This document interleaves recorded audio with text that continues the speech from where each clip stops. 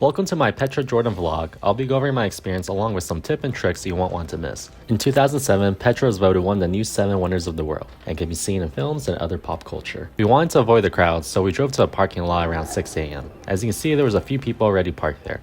Here's how the parking lot looks in the afternoon when we return from our trip, so you'll definitely want to go early to skip the crowd. The first entrance is about a 5-minute walk away. Once you enter, you can see a bunch of shops where you can buy snacks or clothes. Don't worry, there's plenty of other shops inside the park. After another quick walk, you'll get to the final entrance to Petra. This is where they check your tickets. I purchased a Jordan Pass at the airport for around 110 euros for 3 days of access, which included Petra. Here's a sign to note for when to leave depending on the time of the year you arrive. After the final entrance, it is a bit of a walk until you reach the treasury. A cute dog decided to follow us. It followed us for over 10 minutes. A tip for first timers: the treasury and monastery look similar but is over 5 miles apart. The more popular one and accessible one is the treasury. Here's the map of the entry, treasury, and monastery. As you can see, it's a bit of a hike from the entry to monastery. There's a few walkways you have to go through that look similar to each other. Every time I thought I was getting to the treasury, I wasn't there. But eventually, you get to this final spot where you can see the beginning of the treasury. This area is pretty open and it's a good place to relax if you need a breather. There's a cafe where you can sip on some coffee and admire the beauty, or you can shop at the souvenir shop. The spot has a lot of workers, so be careful of people trying to overcharge you for tourist services. If you look up, you can see this cool lookout spot. You can access it by paying a guide to take you up there. A guide negotiated with us and we paid around $5 per person for the guide to show us the path to a hidden spot that overlooks the treasury. It can get a bit steep, so I'll make sure to have good shoes.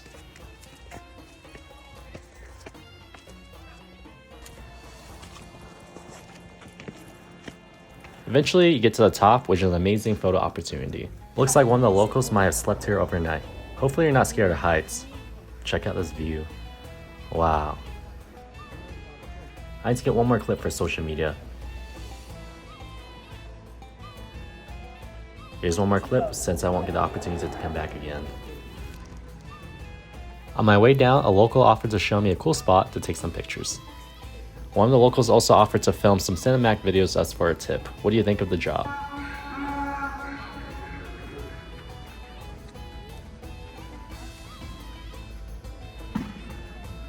In case you needed it, you could pay these trucks to take you to the entry or from the entry to this spot.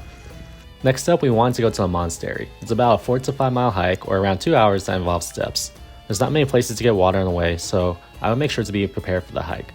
Both my meniscus are still recovering from injuries, so I opted to ride a donkey to the final location. There's a few steep spots where you're riding on the edge, so I would be careful. Eventually you get to a spot where you have to hike on foot before arriving to the final location. I was a bit underwhelmed by the monastery and would have just stuck to the treasury. The monastery is supposed to be far bigger than the treasury and was said to be built in the 3rd century BCE. Visitors are not allowed to enter inside. To get back to the car, we had to ride some donkeys up a highway.